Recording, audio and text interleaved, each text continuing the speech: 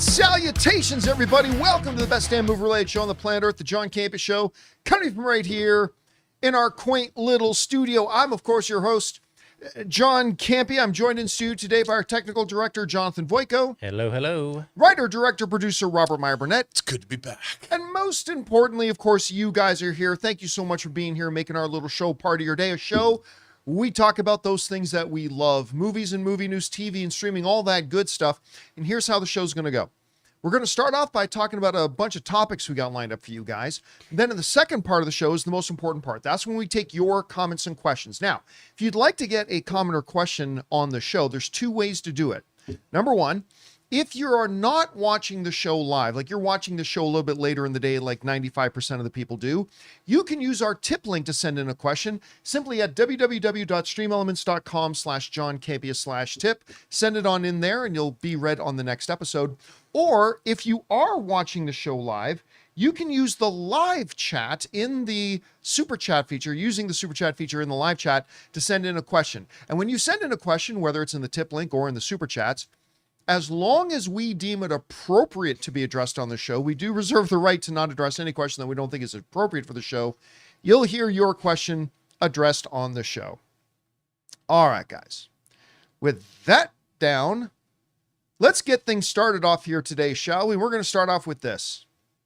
You guys might remember about a month or so ago, I'm going to think it was, we talked about AMC theaters falling on some hard times. I was just at AMC the other night watching Project Hail Mary again for the second time. Going to go again tomorrow to see it for a third time. Love this movie. Anyway, and when we talked about a month or so ago, hard times, they hit their all-time lowest stock value. A stock that had once been in the $600 range had then fallen to the like $50 range, then fell to about $3. And about a month or two ago, we were talking about it, and had fallen all the way down to $1.18, $1.18. Now, there were some stock splits and stuff like that, but even then it dropped like a stone after the stock splits. And we talked about at the time, we said, you know, they could be in danger here. Like, if your stock drops under $1, there is a danger of you being delisted off of the stock market. Well, it can't get much lower than $1.18, so I'm sure things will turn around. Nope. Because according to more reports coming out here today in places like the Market Watch, AMC Entertainment Holdings underperforms Monday when compared to competitors. Their stock dropped another couple of percentage points when other theaters like Cinemark went up a couple of percent and Marcus theaters went up about 0.3%. AMC's dropped a bunch more. To get an idea about where that puts us now, AMC stock is now at its a new all-time low, an all-time low again, an all-time low, the sequel to two-time too low. It's now $1.05. It's now $1.05. And, you know, we talked when it had dropped to about $1.18. We talked about the fact that, listen, you can't blame all of the woes on AMC because there are external forces at play. The number of movies coming out, the aftermath of the strikes that we're still almost finally all the way through. There are external forces, but other movie theaters like Cinemark was hovering around the $25 range when AMC was at like $1. Other movie theater stocks were not being hit as hard as AMC's. Now, it's not apples to apples, but it's oranges to tangerines. You know, like it's close. You know what I'm saying? And again, as at the risk of repeating myself a lot here, it just goes to point to you have to get a change of leadership at AMC. You simply have to. They are still the movie theater of choice for me that I still go to on a regular basis. Like I said, I just went there the other night. I'll go there again on Thursday. Their new popcorn deal is real sweet. You pay that one fee at the beginning of the year and you get like half price popcorn for the rest of the year. I've taken advantage of that. I've already got my money's worth out of it. I like to call out AMC when they do something good. Then that was a great move. That was a good one. But they haven't really done anything else to change the movie-going experience. As a matter of fact, even one of the sort of positive things that AMC did recently I've always complained as the largest movie theater chain in the world, AMC leads the way when it comes to stealing their customers' time. You pay for a movie. You paid for it. It's not free. It's not a service. You paid for a movie, and yet they still subject you to like almost 30 minutes of commercials. 30 minutes. I like a good trailer as much as anybody, but 30 minutes is unreasonable. Like I said before, imagine sitting down, you paid $85 to buy the new Grand Theft Auto. You're like, awesome. Woo, been waiting years for this game. I just plopped down 80 plus bucks for it. Yay. And imagine you fire up your PS5, load it up, says, hey, we can't wait for you to play the new Grand Theft Auto, but we're going to make you watch 30 minutes of commercials first. And you're sitting in your living room going, oh my God, you wouldn't accept it, and neither should movie fans. Well, here's the thing. A little while ago, AMC made a sort of a good move where they started putting on the ticket page at least an acknowledgement, Rob. Remember? And that acknowledgement said, at showtime, the advertised start of the movie, there's going to be 20 to 25 minutes of trailers and advertisements. The actual movie will start 20 to 25 minutes later. I'm like, at least that's them telling everybody that, hey, you don't have, if the movie says 7, you don't have to show up until at least 7:20, maybe even 7:25. And for a little while, they did it, Rob. For a little while, I would go into an AMC theater, and once 7 o'clock hit, I would look at my watch. And sure enough, for about a month or two, when the actual movie started, like the actual studio ID card came up, I would look at my watch and it would be like 7:23, 7:24, 7:25. I'm like, okay, they're sticking within what they said. They said 20, 25 minutes after, they're doing it. All right. But then I started to notice that I would look down at my watch and it would be 7:31, 7:33. And I'm like, they're lying. They tell you that the 7 o'clock movie will start sometime between 7:25 and 7:20 and 7:25, and they're going past that. Well, when I went to Project Hail Mary the other day, I looked at my watch and it was already at 30 minutes. I'm like, man. And then I looked at the ticket again. Their tickets now say this: the listed showtime is when the trailers and additional content begin. The movie will start. It's not 20 to 25 minutes anymore. It's 25 to 30 minutes. They moved the goalposts again. It was again. 20, and it was at 25 before? It was at 20 to 25. Huh. It would say 20, 25. Now they're just like, fuck you, fans. Bastards. Fuck you in your non-greased up pucker hole. We're going to increase it even more. Suck it up and deal with it. And then these fucking morons at AMC theaters, who I still have a place of love in my heart for, I really do, but it doesn't change the fact that they're morons. They, even when they do something a little bit all right, they go ahead and ruin it. I don't know. I just find this nonsense unacceptable. Anyway, when you sit back then and look at the numbers, there is a reason why AMC continues to fall and other movie theaters are doing much better. I'm not going to say a lot of the other movie theaters are thriving, but they're doing a lot better than AMC is. And the only thing left now is for a change of leadership. And Rob, I never would have thought that we would get to a point where they would be basically at the point where they're at risk of getting delisted. Like their stock, I mean, it was one thing when it dropped from like 600, because we knew during the meme stock era, right? We knew that wasn't going to stay that way, right? Obviously. So when it dropped like 90%, that wasn't AMC's fault. I mean, that's just the meme stock thing. But then, got drops down to $50, then $30, then $10, then $5, then $3, then now all the way down to $1.05. What do you think they can do at this point to maybe start turning this around? Because I think we're going to have a really good 2026. And I think when the bigger movies like Spider-Man, hopefully Project Hail Mary does well, when they start making some money, I think that's going to help AMC stock a lot. But as far as what AMC itself can do, what do you think AMC itself can do that maybe they're not doing that other theaters are to maybe start turning this thing around for themselves? What do you think? it's kind of hard to say, but I will say this. I can say this. You know, the experiences that I've had with the two movie theaters I've been going to a lot, obviously the Harkins Mountain Grove in Redlands, and then the Irvine Spectrum. I've noticed that there's a couple of things that those places have in common. Before you even get into the auditorium, I don't know what they tell their employees, but the people that work there are having a good time.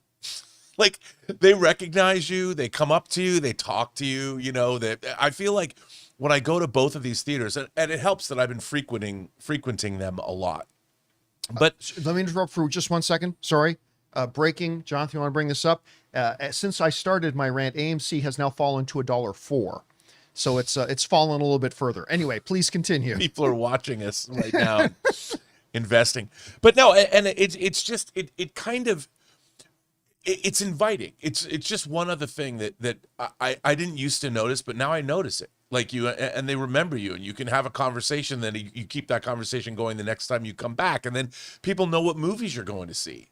You know, the employees do. They're like, "Oh, you going for another horror double feature?" Yes, we are. You know, and so that's one thing. But then another thing is, to me, it's all about presentation. And when you're watching the commercials, and the thing about the commercials is they're frequently lower resolution than the film. They don't look good. Like you're watching these commercials projected, and they just don't look good. They look like they're in a different format. Obviously, they're not the movie. They're not a DCP. They're from, and so you're watching substandard programming in a movie theater that's supposed to have the best programming in it.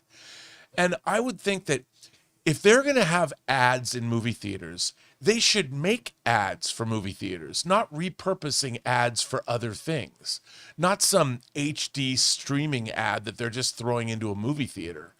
And I mean, if you're going to sit and watch, sorry, let me interrupt you again. Just one second. I want to bring this up. It has now dropped down to $1. Oh, it just went back up. It dropped down to $1.03, and it just bounced back up to $1.04.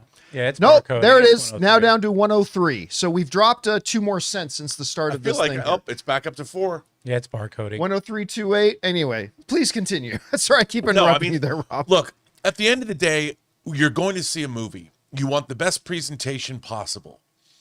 And, you know, it's like when you go into the IMAX theater, they got the IMAX countdown, that like 3D countdown.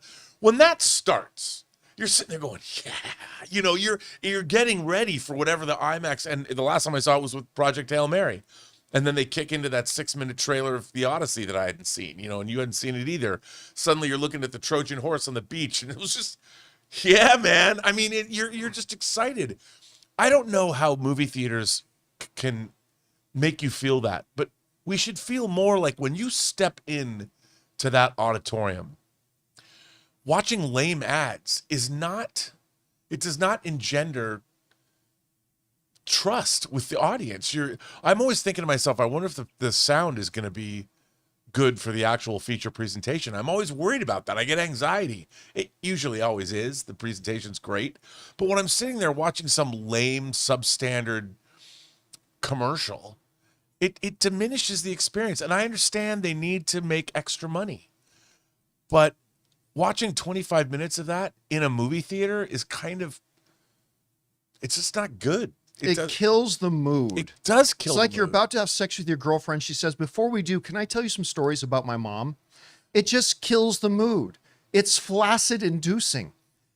It's just so dumb. And by the way, you know, movie trailers is one thing. There's too many movie trailers. Like one of the studio heads at CinemaCon, I've mentioned this before, said, movie theaters, please reduce the number of movie trailers you're showing because people don't even remember which trailers they saw at this point. But you get to the end of the movie trailers. Rob, I'm sitting in there getting ready to watch Project Hail Mary. And when they finished the movie trailers, they then played not 1, not 2, but 3 AMC commercials. Right. The first one was that, you know, Fast and Furious romantic comedy replay thing, trying to get you to go buy a Coke at the concession stand with the guy and the girl falling in love, and then they're car racing, then they're having a dance off, whatever, right? So there's that. So they played that AMC commercial. And then as soon as that was done, the infuriating heartbreak feels good in a place like this. So that was another AMC commercial. And then after that was another AMC commercial of, we want to thank our A-list members. Get A-list today for blah, blah, blah, blah, blah. 3 AMC commercials.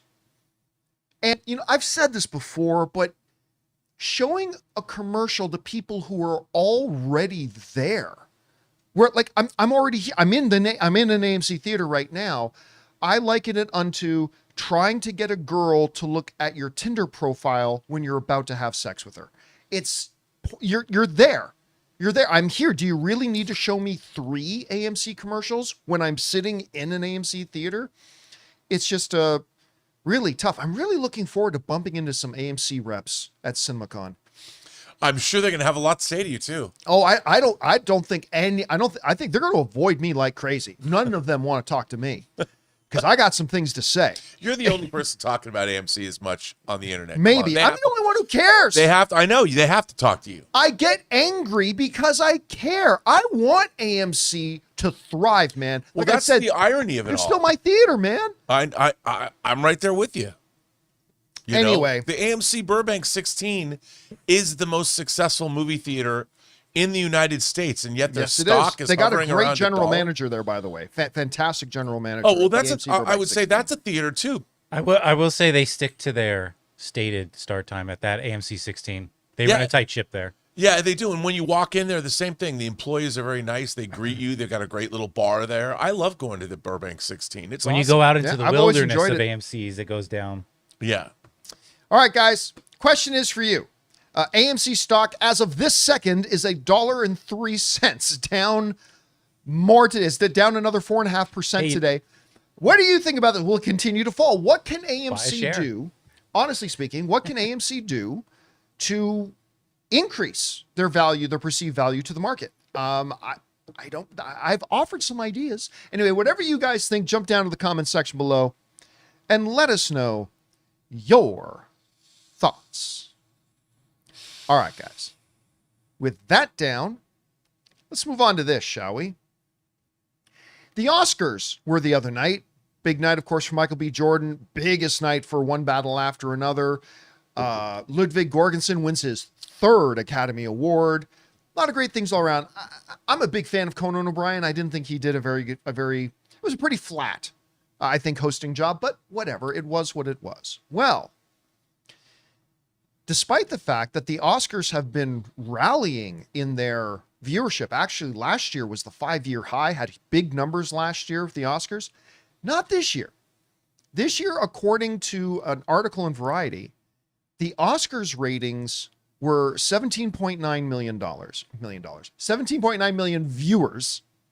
17.9 million viewers, down 9% from last year's. Now, of course, 2023, 2024, 2025 all saw increases in viewership, but this year, a drop of 9%. And now, I do want to put this in perspective, though. And that perspective is that even though it was 17.9 million viewers, if you take sports out of it and you put the Oscars we're only in March of 2026. So let's say you took this year's Oscars and put it in 2025. It would have been the #1 viewed broadcast of the year that didn't have the letters NFL in front of it. The next biggest broadcast watch thing was actually Tracker Season 2. Nice. With 17.4 million. But even with a 9% decline, it still is the most watched cable broadcast presentation of the year. Still the biggest. Nothing's bigger than it. That's not sports. Because the NFL is king on TV. So I started wondering about why. So I want to offer 5 reasons why we saw a decline this year, whereas last year we saw a big spike. And last couple of years we saw big spikes up. Why I think we are looking at a decline this year. To do that, we're going to jump over to the Campea classroom. And we're going to start off with this. The Oscars are held far too late. You know, I remember when being younger, the Oscars would happen, because remember, these are for movies of 2025. It was March 15th. March 15th. Imagine that the NFL season ended on January 1st and they didn't hold the Super Bowl until March 15th. It's getting just later and later. Like when I was a kid, it would be like early to mid-February. When I got a little bit older, it was like mid-February. A little bit older, it was mid to late February. And then sometime the last couple of years, they jumped it even weeks further. So by the time we're celebrating the movies of 2025, we're already past the quarter mark of the year of 2026. It's just far too long. Not to mention, I understand being the granddaddy of all the awards ceremonies. I understand Oscar's the biggest one, so you want yours to be last. I get that. I do. It's always worked before, but by the time we get to the middle of March, we're award showed out. Like, we had the Critics Award and the Golden Globes Awards and the BAFTAs and the SAGs and the WGAs and the Critics' Choice. And like, we just had, and the Emmys have happened, and that's a different thing. But by the time we get to the middle of March, it's like almost like, oh, they haven't announced Best Picture yet. So I really think the Oscars, I understand it's going to be a bit of a logistical nightmare to coordinate with other award shows and stuff like that, but they have got to get this show back into February. I mean, I get it. You need time for the end of December to hit. Then you need time for the Academy and the different branches to put together the nominees. I think the nominations for the Oscars should be out by the second week of January, final voting by the first week of February, and then you have the award ceremony February 14th, February 15th, February 16th. But that's just me, because I think doing it this late is not helping. All right. So my reason number one here, for the decline, they're just making this thing way too late. The next one is declining viewership on cable. Remember, this is still a cable broadcast event. Now, it is moving to YouTube. We're going to talk about that in a second. But 10 years ago, there were 100 American households, 100 million American households that had broadcast cable TV. 10 years ago. Today, that number is 55 million. It's a 45% drop in the number of homes that actually have broadcast cable. You are going to see then, as long as primarily that the Oscars are being broadcast on broadcast cable. Rob, I was doing a live stream before YouTube crapped it of watching the Oscars. And I cannot even begin to tell you how many people wrote in, how do I watch? How do I watch it?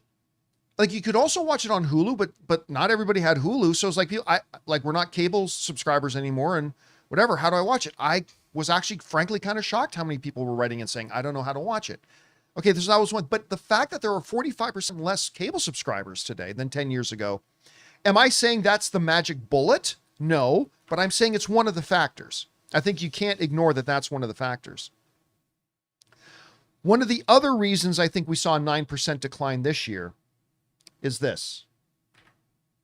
Lack of blockbusters. Sinners, which did well for what Sinners was, but it was a $360 million movie. Let's not pretend it was like some record-smashing global phenom. It made $360 million. One Battle After Another made, if you're looking at the three frontrunners for Best Picture, One Battle After Another made 200, and Marty Supreme made about 180 million. Now, that is not to say that the Oscars should start nominating the blockbusters. No, screw that. The Oscars should vote for whatever they think the best movies are, period. Doesn't matter if they're big or not.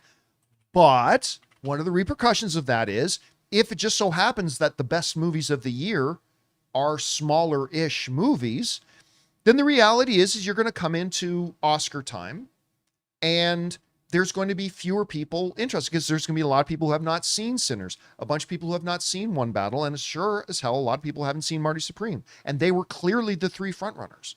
So that had something to do with it. Also, next up, I'm going to say world events. There's a war going on. Don't know if you knew about that. You'd be forgiven if you forgot. But there's a war going on. There's a lot of stuff going on in the world. Now, one can say that there's always something going on in the world, and you wouldn't be wrong to say that. But you don't always have Oscars when the U.S. itself is involved in a war, and there's a lot of other things going on around. Again, is that the reason? No, but I think it's a contributing factor. The next thing I'm going to say is this.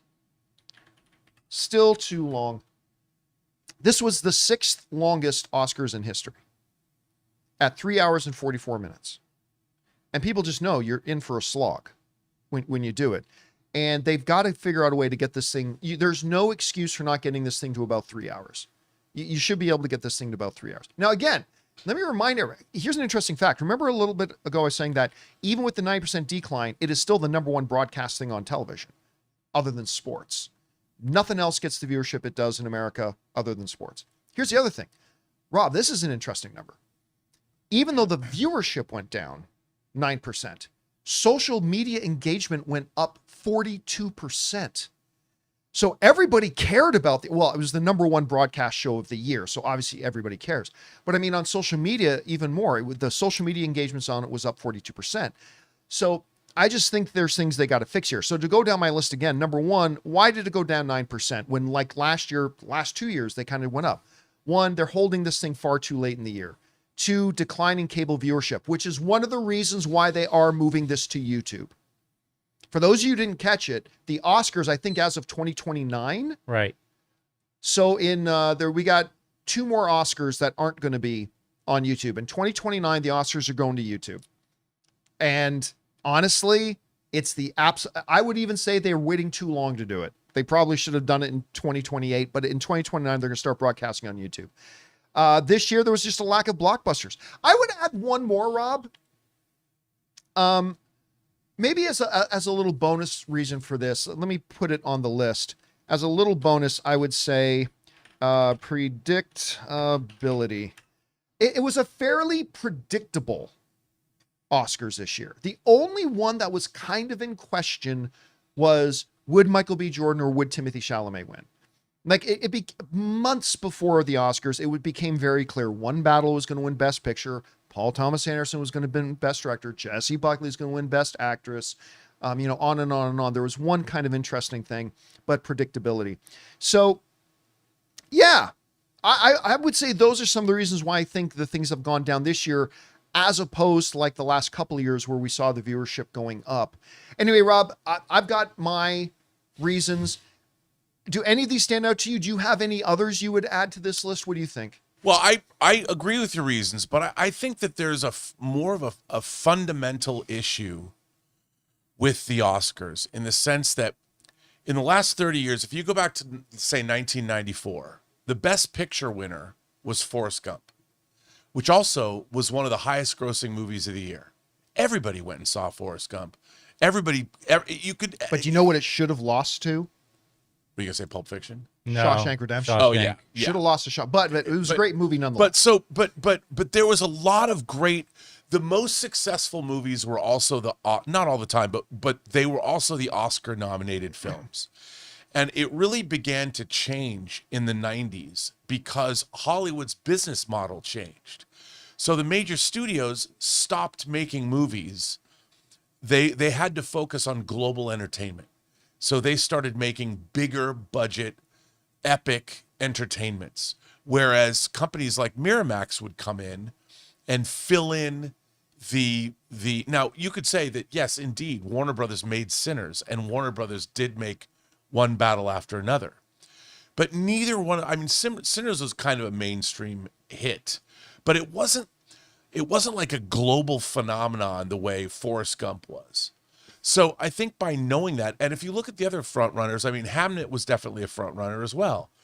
Hamnet was a relatively small movie, and the business is just kind of bifurcated. Now we have these big, giant studio tentpole or rousing entertainment films, and then we've got kind of our cinema, the lower budget films that are coming from. I mean, it's interesting that Warner Brothers had both Sinners and the fact that Weapons was in there too and won an Academy Award was pretty cool because Warner Brothers is kind of doing both, which is admirable. But if you look at One Battle After Another was not a huge box office success. I don't even think it grossed $200 million. It wasn't a box office success at all. Yeah, and so I wouldn't call it a flop, but I mean, right, 200... it wasn't a big hit. And I think the problem is the Oscars are no longer the barometer of culture that they used to be. So I think that what we need to do is figure out a way to make the Oscars, and that's why I look at the social media, Miss Jenner and Timothy Chalamet, they're a couple. So you've got the online crowd is pulling for Timothy Chalamet because of his girlfriend, maybe. And there's a whole other aspect of things that are going on. And the way social media has been used with the Oscars, I think that if they have, like people talk about second screen stuff for movies, there should be second screen stuff for the Oscars. There should be a lot more engagement to make not just the show, but have stuff going on while the show's happening that you can engage across various social media platforms, because it's a little stodgy in its format, really hasn't changed in 50 years, other than lack of musical numbers. But the way they did the musical numbers this year, those are both great. They were wins. Yeah, They were wins. That was a win on their part. And yeah. you know what they did? Seeing the Sinners musical number, the way they shot it, getting in the camera, and that was really clever. And I'd never seen, normally it's very stately. People sing the song, even like Billie Eilish, Phineas is playing and she's singing No Time to Die, or the song from, but it was the two of them. It wasn't exactly, but what they did with Sinners and K-Pop Demon Hunters was a really interesting, unique way to do something. Instead of being like, oh, it's I sat down with that Sinners thing and I'm like, well, what's this? And I was riveted. And I think that they need to figure out ways to do that. They need to have a component of online engagement, not just make it somehow participatory. I don't know how that works.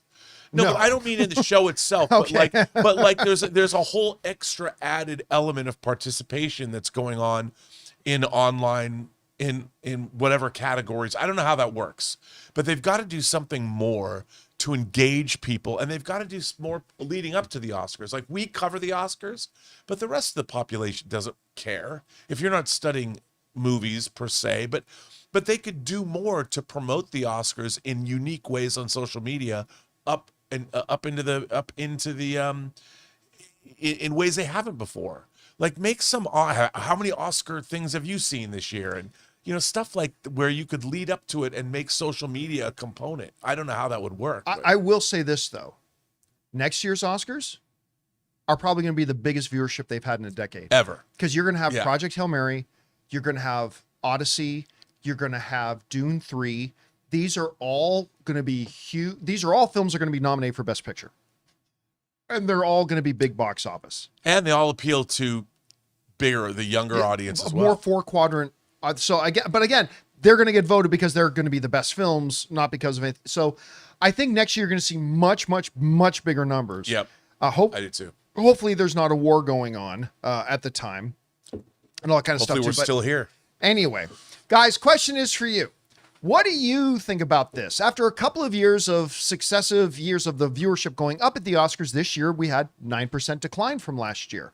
I gave some reasons as to why I thought that might have been. Would you add any to that? Whatever you guys think, jump down to the comment section below and let us know your thoughts. All right, guys. With that down, let's move on to this, shall we? One of the films that I think a lot of people have been talking about, writing about, asking about is the Batman 2. The first Batman came out with Twilight Boy, and yet it was phenomenal. It was an excellent film, made big money, and made it over, I believe it was over $800 million at the box office. Huge success, and everybody's been wondering where the second one is. It's taken Matt Reeves forever and a day to get it all together, but they are going to be starting to shoot it. And now, Robert Pattinson himself is coming out now talking about it a little bit, and he's saying this. Robert Pattinson teases the Batman 2 is taking some big swings, but he goes on to say this. Set it down to the other scale. Oh, thank you. The script is extraordinary, Pattinson told Deadline. I think it's going to be a really special movie and very, very different. He's talked about that before. Pattinson noted that the sequel to the 2022 DC Studios film will be different from the first, which was something he was surprised by, adding, "It's going to be interesting seeing it come out. It's taking some big swings." And I remember some conversations last year about the Batman and the potential sequel. We were still waiting on them to finish the script, which we were years waiting for a script to be finished.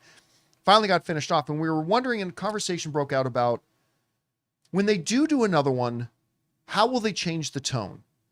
Will they keep it as foreboding and dark and gritty?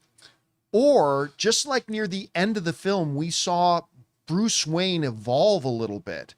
His worldview evolved and changed he saw himself now a little bit differently. It's one of the great things about the movie was the ending, because it gave Batman a true personal character journey, not just trying to solve the crime.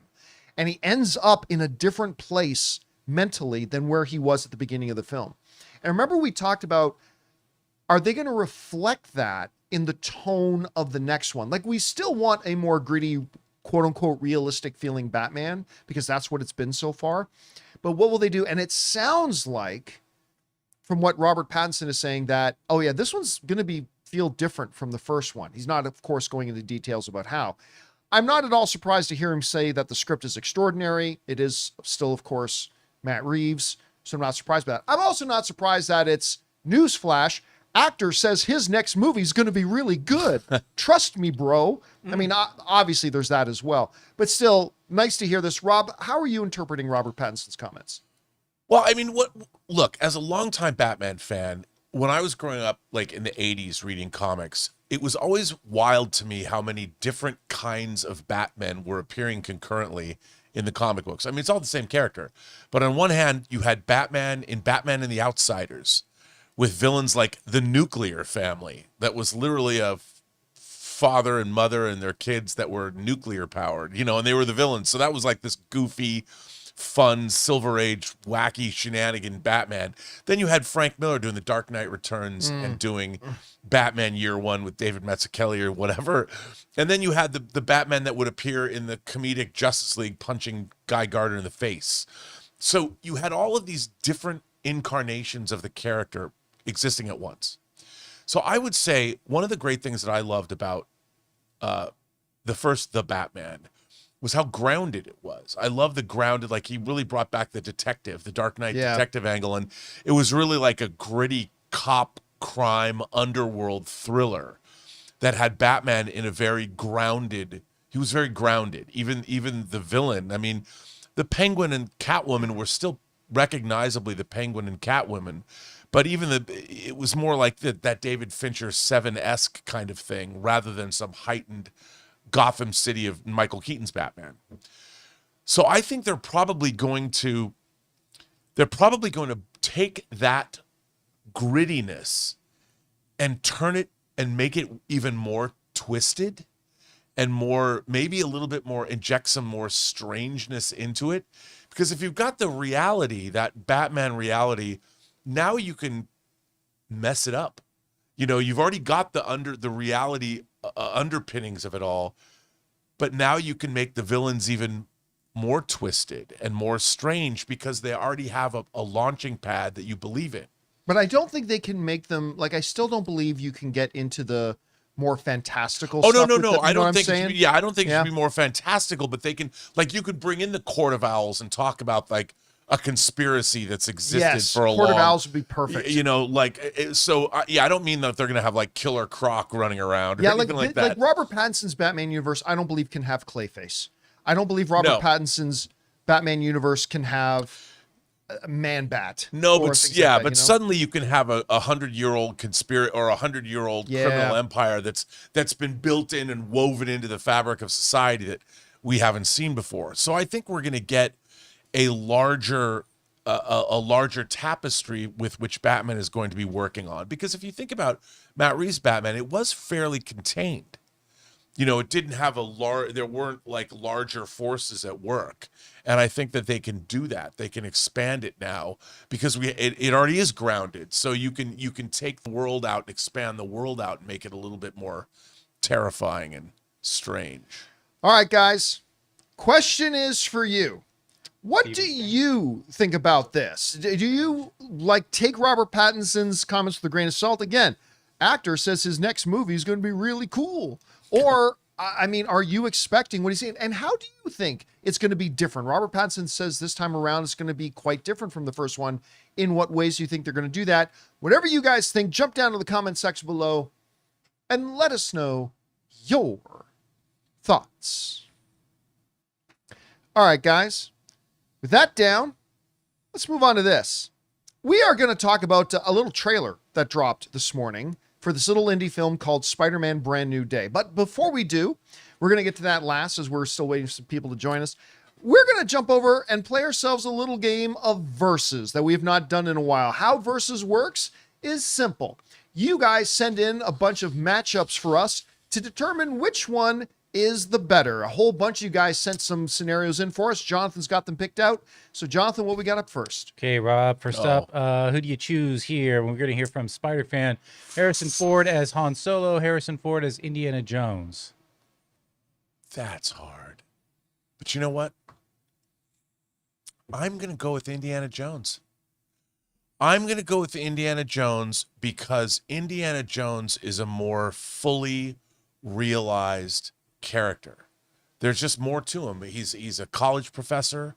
He has friends that we've met like Sala and Marcus Brody. We've met his father. We've met Marion Ravenwood and Old Love. And he goes on these great adventures. And as a character that Harrison Ford was able to play, there's just more to Indiana Jones.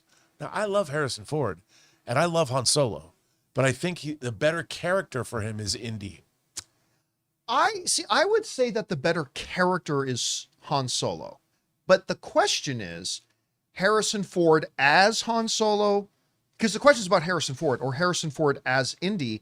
And for a lot of the reasons that you mentioned, I'm going to say his better performance was as Indiana Jones. Yeah. Because there was just more for his character to be, right? We get more flesh out of his background. We get to see his dynamic and how he plays as this, globe-trotting hero, but still gets the insecurities when he's around his dad. Yeah. And all that kind of stuff. So, I think Han Solo is the better character. I mean, that's just the cooler character to me. I will say I think Harrison Ford's performance is a little bit better when he's playing Indiana Jones. All right. You both chose wisely. John, who do you have here? We're going to hear from Dory B. Captain America Civil War versus X-Men Days of Future Past. These are both movies to me that will come up if I'm having a discussion about the greatest comic book movies of all time. Like both of them will be in there. Both are top 10. Maybe both are top 7, top 6. X-Men Days of Future Past. Every time I watch it, I'm like, damn, I forgot how good this was. Yeah. Like, I know it's great, but I still watch it. I'm like, I forgot how great this movie is. It's amazing. But I gotta go Civil War. Civil War, while X-Men Days of Future Past is probably in my top 6 or 7, Civil War is in my top 5. I think of the greatest ones ever made. I mean, just the way it kind of broke free of the more normal path of a comic book movie and went into dueling ideologies and dueling philosophies. And I just thought it played out so great. So I love passionately both of these movies. Rob, I'm going to say Civil War. What about you? I just dropped a video about Bryan Singer's new movie today on my YouTube channel. And I love Days of Future Past. I love Days of Future Past. I love the X-Men. But for the reasons that you described, I think Civil War has more, this is going to seem pretentious and stupid, but I'm going to say it anyway, intellectual substance to chew on. The idea of the Sokovia Accords, and they were very smart, and they took the Civil War comic, and while they didn't directly adapt it at all, they did take out that central conceit that Steve Rogers and Tony Stark were opposed to one another. And they played it off in a way where you would have thought it would have gone the other way, that it would have been Steve Rogers going, yes, we have to do what the government says. But they played it off in a very interesting way, and there's a lot to chew on in Civil War. There's a lot going on in that movie. We meet Black Panther for the first time. We have Spider-Man for the first time. And there's all this stuff. The Winter Soldier is back. And we have all this stuff happening. There's just so much going on. And that movie, having just watched it recently, handles all of those threads in a very deft, very effective manner. And I think it's rousing, big budget superhero storytelling at its most muscular. And I'm going to have to, not that I don't love Days of Future Past, but there's more of that fantasy science fiction element in Days of Future Past where Civil War is super heroic, but it's grounded. And I think it's just a really compelling political action film. If you took all the superheroes out of it and just had cool characters, that movie would still work like gangbusters. It still works in principle. Yeah. All right. What's next? Rob, who you got here? Zemili, Omni-Man versus Superman in a fight. Well, you're saying that Omni-Man wins. Is it between the two of them? Look, at the end of the day, I'm always going to go with Superman because Omni-Man, he's got issues. whereas I think that Superman is more clear thinking. I think Superman would probably be a better statistician in the long run. He would have thought about these things, and I think that Superman might have figured out ways to defeat Omni-Man without using just his brawn and superpowers. I don't know what that would look like.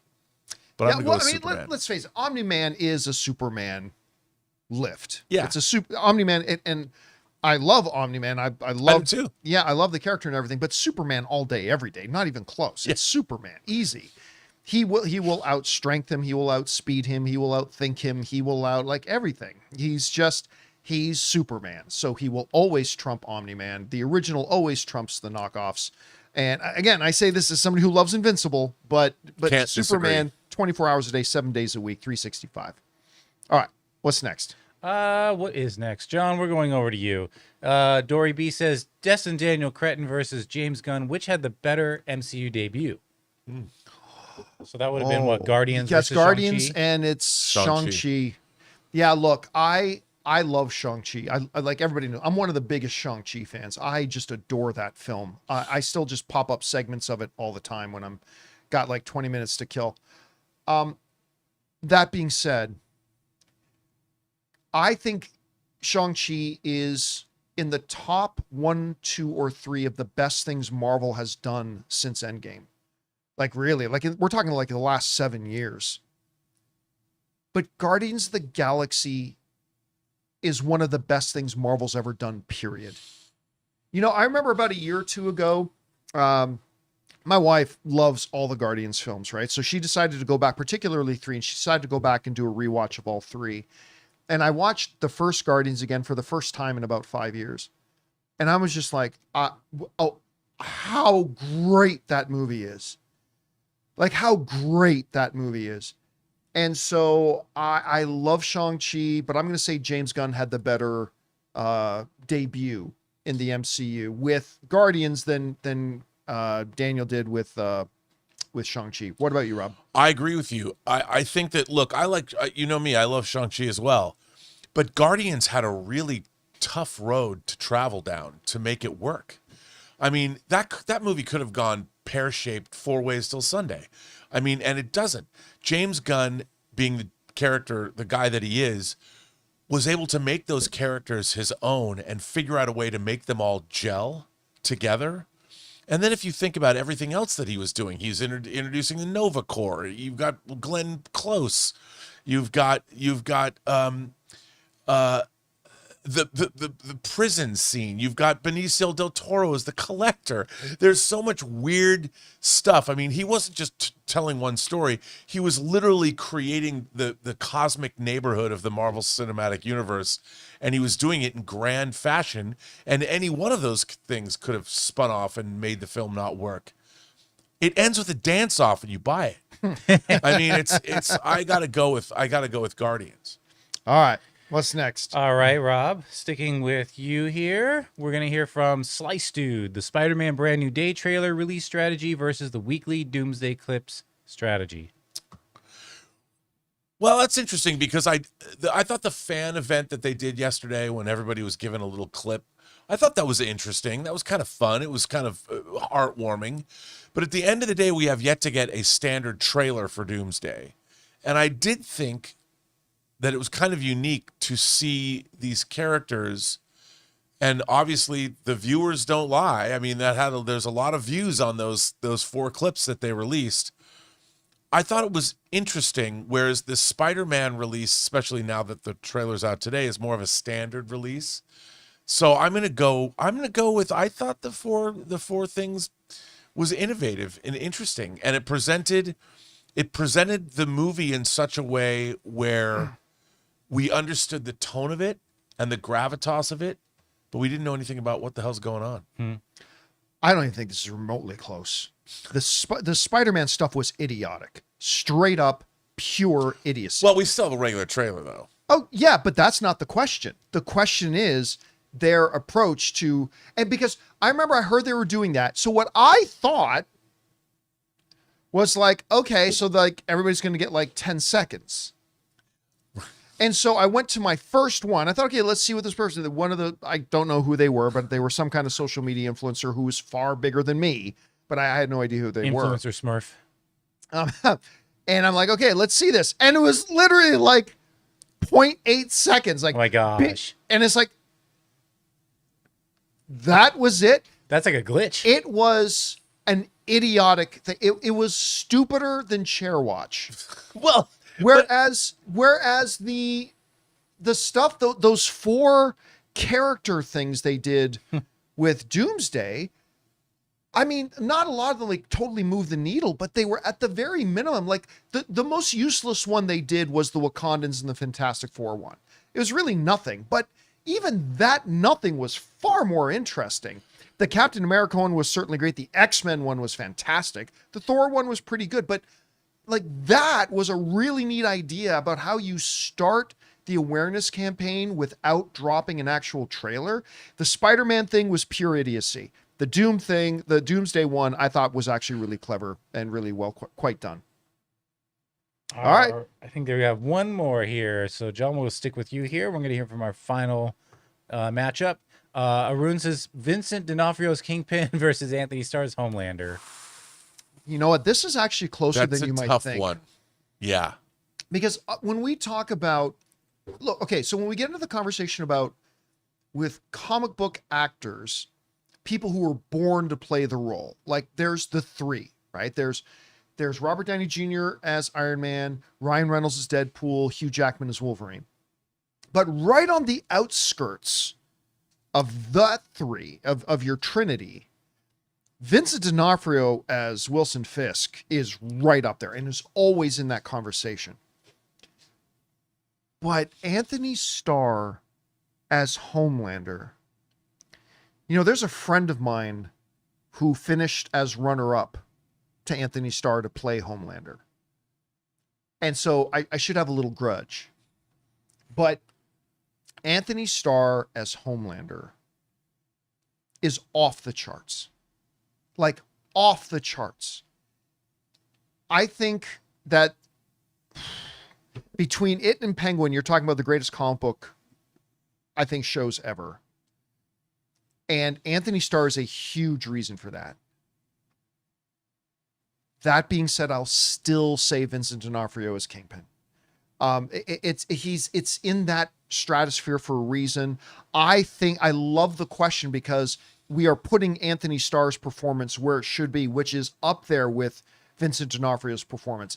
But if I've got to pick one, I'll still ever so slightly lean towards Vincent D'Onofrio, but I'm glad you're giving Anthony Starr's flowers. He should be given more credit for what he's done with Homelander. Rob, what do you think? Oh, this is a real tough one for me.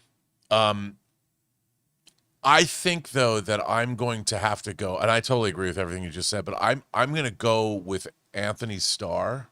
He's great. Only because, you know, we've seen him, we're now going to get a 5th season of him, and he is that show.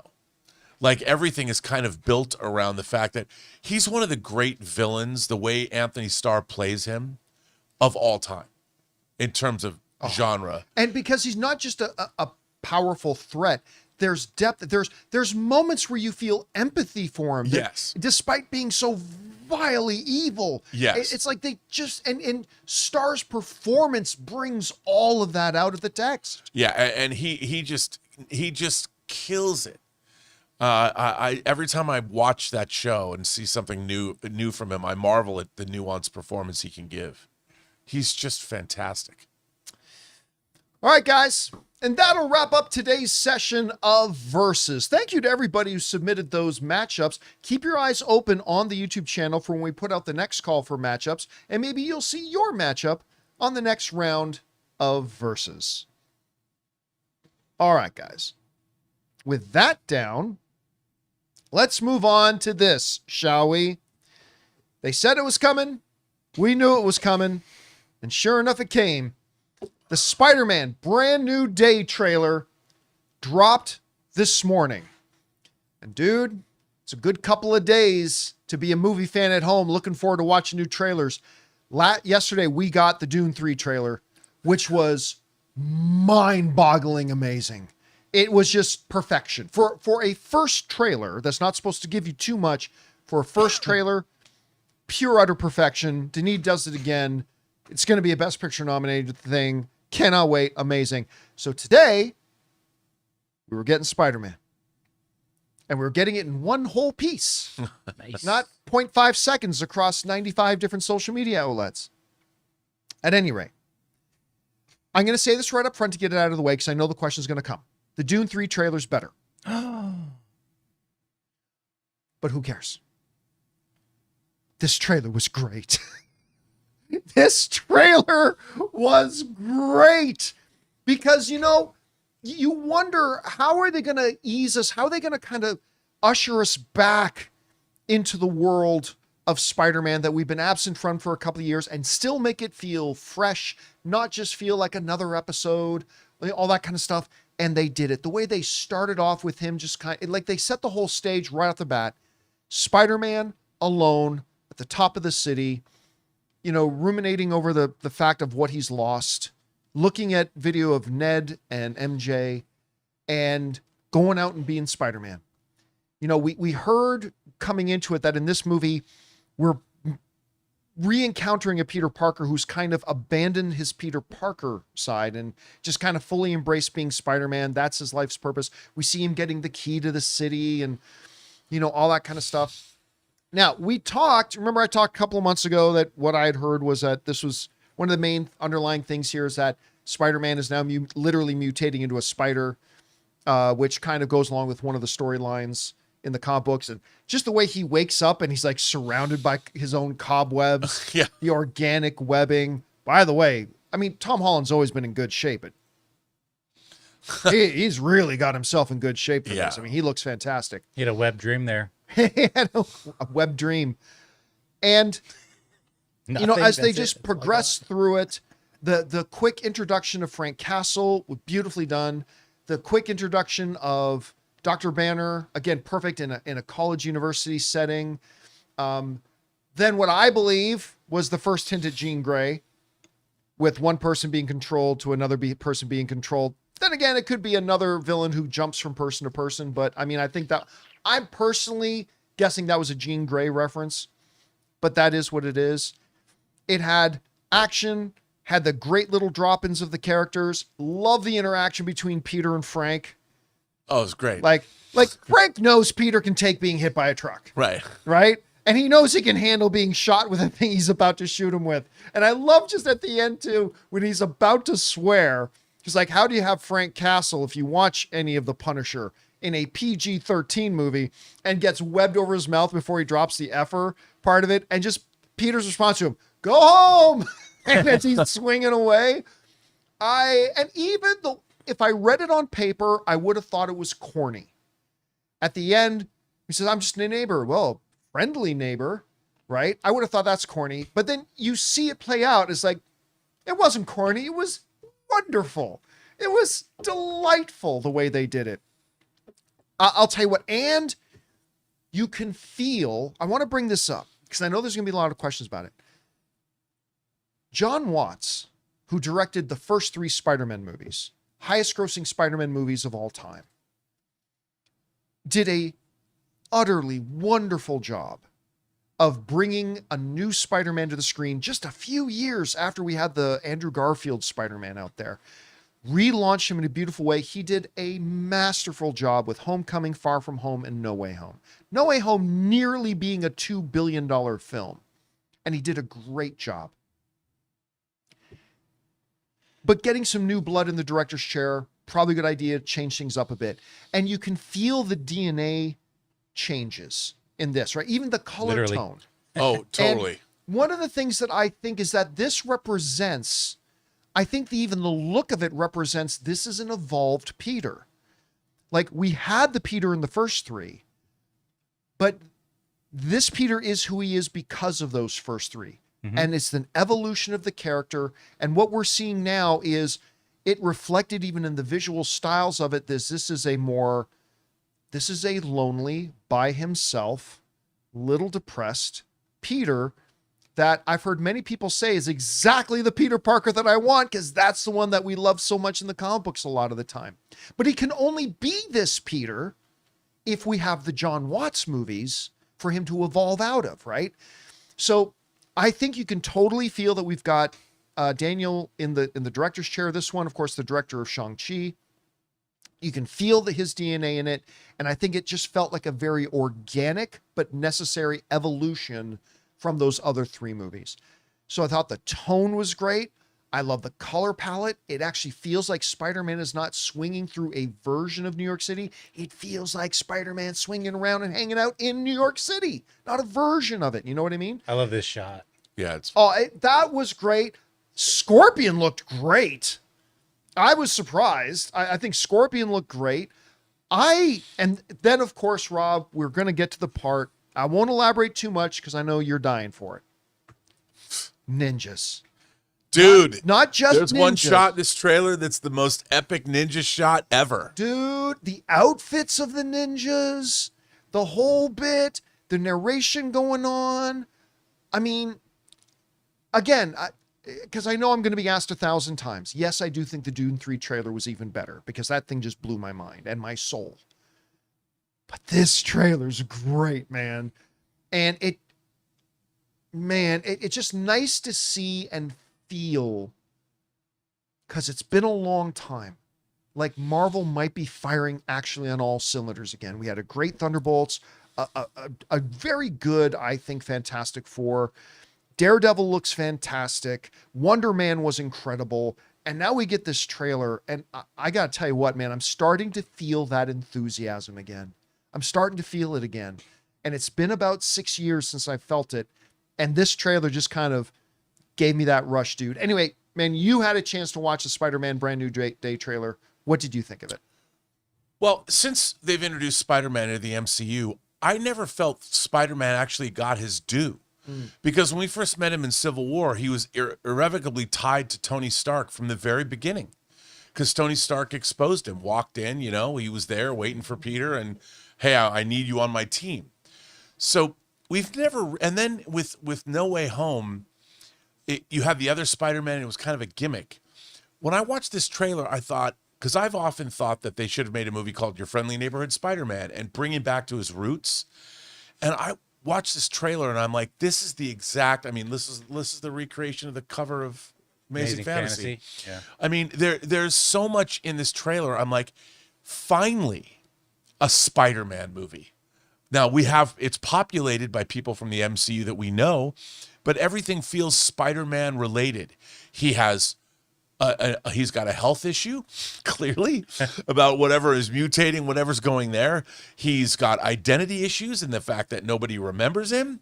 He's dealing with his own neighborhood. He's fighting with Frank Castle. Who knows what's going on there? It felt like for the very first time, we are getting a Spider-Man character study. And we're going to see all of his travails on every level of his life. And he's got problems. He's got personal problems, and he's got neighborhood problems, and he's got existential problems. And I'm like, this is awesome. And that's what I thought to myself, my God, this now looks like an adult movie about Spider-Man that I've wanted to see for the entire time Spider-Man's been in the MCU that I haven't gotten. Because I always felt like Spider-Man was not his own man. He was at the whims of the story that was being told, and the stories were external. They weren't driven by Peter Parker himself. And it's ironic because this seems like it is, and yet nobody remembers who Peter Parker even is, which to my mind makes it even that much more interesting. So I looked at this trailer and I'm like, wow, this looks like a great superhero story, but it also looks like a great character piece that showcases Tom Holland's Peter Parker. And I love it. Can't wait. Love it. I'm not quite sure what else I could have asked for. And I mean, I guess the one glaring thing is they showed us Frank. They showed us Bruce Banner. They didn't show Sadie Sink. And if you remember, in that leaked version that came out, that was a lot of similarities to this one, Yeah. but also very different. That one had some Sadie Sink in it. And they've made the decision right now to kind of cut that out, which I thought was interesting, especially considering the fact that they did decide to show us Frank and they did decide to show us Bruce and yet not show us Sadie Sink. Now, I'm still 100% in the camp that Sadie Sink is Jean Grey. Like, I mean, that's what I think a lot of you guys at home guessed as well. It's what I guessed. Then we heard some insiders saying that actually it turns out she is going to be Jean Grey. Mutation is going to be a key underlying point of the film, with not only Peter's mutation as a result of Spider, but mutations as a whole is going to be a problem for what's the name of the organization? Not The Hand. No. The government organization is just in Wonder Man. Oh, Damage Control. Damage Control. I think that's going to become maybe a thing for them. Yeah. So I think that's in there. Was there anything else missing from the trailer that maybe you thought they would show us and that we didn't really get a glimpse of? Well, we don't know what the overall threat is, or is there an overall threat? Oh, I I'm mean, sure there's a there lot is. of different threats. You know, there's a lot of stuff going on. We got A lot of different ninjas, we threats, got yeah. villains, we got Frank Castle, we got all this stuff happening, and I'm curious as to, and then of course Peter's own mutating body. I mean, I don't think anything was missing. It just made me intrigued about the film. I mean, it certainly got me on board. Which of these three? I'm curious. Which of these three were the moments that I have three examples of ninjas? There's this. Not this one. It was the one where they're all like There's this. up. Between the buildings. Yes, between the buildings. Oh, this was a great shot. I love this one. It was It's so like samurai, where he's just there Yeah. focusing and then he stops it. I love But these. this That's shot- it. That to me, that says it all. Yeah. That shot is so great. I'm like, come on. You know, this is the define. When someone asks me, "What's your deal with ninjas, dude?" I'm like, I'm going to show them this picture. They must be wearing some Air Jordans there, man. They got. They're getting some lift. Yeah. But the outfits on those ninjas, like, Yep. don't get me wrong, I like a good classic Sho Kasagi black ninja outfit. For Some of those this of you has a know, little bit of Dancing Tiger, Hidden Dragon. yeah, a little bit of that Crouching Tiger, Hidden Dragon. Crouching Tiger, not Dancing Tiger. That's my movie. Yeah, Dancing I'm gonna Tiger. make Dancing Tiger, Hidden Dragon. Man, Zhang Ziyi. She was my celebrity crush for a bit. A little bit of Zhang Ziyi in there. Anyway, but yeah, those outfits look amazing. Yeah. Absolutely amazing. And it's gonna be now I can't wait. You know what? Here's the good thing. Them waiting until 4.5 months out from when Spider-Man comes out to drop the first trailer means we don't have to wait too long to get the second trailer. I'm honestly thinking within about a month we're going to get the second trailer. And then probably about a month and a half after that, we'll get the third and final one. So we don't have to wait too long to get a little bit more. And at some point, but here's a question for you, Rob. You know, even though, you know, we had Andrew Garfield, we had Tobey Maguire in the last one. They never put either of them in the trailers. By putting Frank and Bruce in this trailer and not showing Sadie Sink, do you think they made the decision that they're just not going to put her in the trailers? Or do you think they're just saving her to have like a specific Sadie Sink, Jean Grey trailer with the Spider-Man trailer? What do you think they're going to do? I think that they wanted to hold stuff back to not blow their wad All in the first trailer? all in the first trailer. So there's more. I mean, the Sadie Sink storyline, that's a whole different storyline. And how is she going to interact? It gives them something to put into the next trailer that's something we haven't seen before, rather than just showing us different versions of the same stuff. So I think that was probably pretty interesting. I wouldn't be surprised if we see other people that weren't in this trailer either. All right, guys. Question is for you. The Spider-Man Brand New Day trailer has finally arrived. What did you think about it? I thought it was fantastic. I'm so excited for it. Whatever you guys thought about it, jump down to the comment section below and let us know your thoughts. All right, guys. With that down, it's time for us to move on to the most important part of our show, which is, of course, taking your live comments and questions. But before we do, we got to do two things. One, bid good afternoon to writer, director, producer Robert Meyer Burnett. Great job as always, my friend. We'll talk to you again tomorrow. Yes, you will. And now, of course, we have to do a little bit of a housekeeping and pay some bills around here and thank the sponsor of today's episode of the John Campea Show, our friends at Factor. We want to take a second to thank a sponsor of today's video, Factor. Hey guys, you know how it is. Between the daily live show, tracking the latest box office numbers, and planning our next movie meetup in the van, my schedule gets absolutely hectic. Now, somewhere between the first warm weekend and realizing short season is getting close, eating well stops just being optional. Factor is how we stop letting a busy schedule be our excuse. They provide fully prepared meals designed by dietitians and crafted by chefs. I had their smoky Gouda mac and shredded beef after a long editing session last week on that Spider-Man Rights video I did, and it was amazing. So whether you're looking for calorie smart options or the new Muscle Pro collection, which is perfect if you're getting back into a workout routine, they have 100 rotating weekly meals to keep things fresh. And the best part? They are always fresh, never frozen, and ready in just 2 minutes with zero prep and zero stress. I love it, and I think you will too. So head over to factormeals.com/Campea50off and use the code Campea50off to get 50% off and free breakfast for a year. Offer only valid for new Factor customers with code and qualifying auto-renewing subscription purchase. Make healthier eating easy with Factor. And thank you to our friends at Factor for sponsoring today's episode of the John Campea Show. All right, guys, with that down, let's get over to your questions here, shall we? Jonathan, what we got up first? Sullivan McShave says, I think Critical Role's second animated series, The Mighty Nine, was even better than the Vox Machina series. Have you seen it? It was also revealed at Emerald City Comic-Con that they are working on a live-action series and movies with Amazon. I have not watched it, which is surprising because I really liked Vox Machina. I thought it was really quite good. I think maybe the problem is I just love those characters so much, I don't want to see a thing with other characters. I mean, that's a weird thing. That is weird. I acknowledge it. But they did such a good job with Vox Machina, and I love those characters so much, I wanted to see more adventures with Vox Machina. But I should get around to trying because I did like the first thing so much. All right, what's next? Lone Wolf says, this season of The Rookie has been great so far. I think it's better than last season so far. I think it's worth if you haven't already. I haven't started watching this season of The Rookie. And here's the thing. I have really loved that show. It's the Nathan Fillion show. Yeah, where he's a cop. But I must confess, I started losing a bit of interest in it the more and more the show moved away from Nathan Fillion. Like the first couple seasons, you had a very important and strong supporting cast, right? But Nathan Fillion's character was clearly the main character of the show. It's his show. He is the Rookie.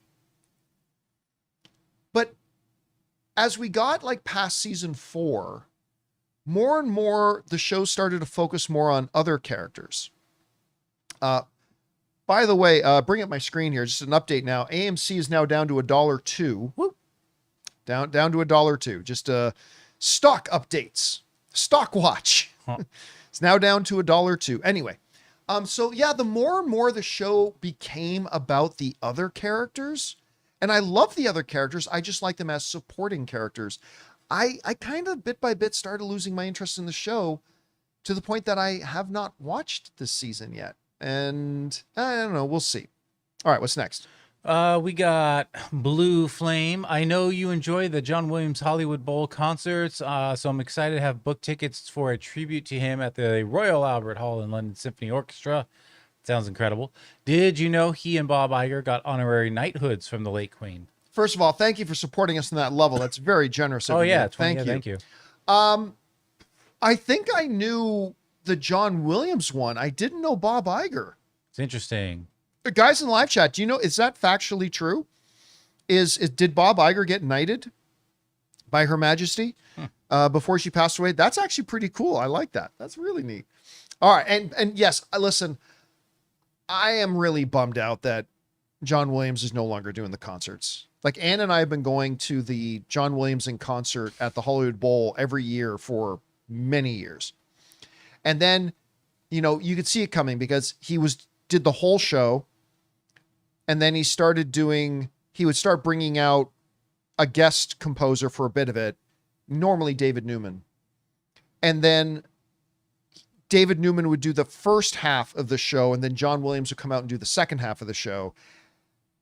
And now it's just all David Newman doing the music of John Williams. And it's still a great concert, but I'm go enjoy yourself, man. I just really miss seeing he himself doing it. All right, what's next? Alex says, "Hey John, I just watched Tim Robinson's Friendship in the Chair Company on HBO, and wow, it was hilarious.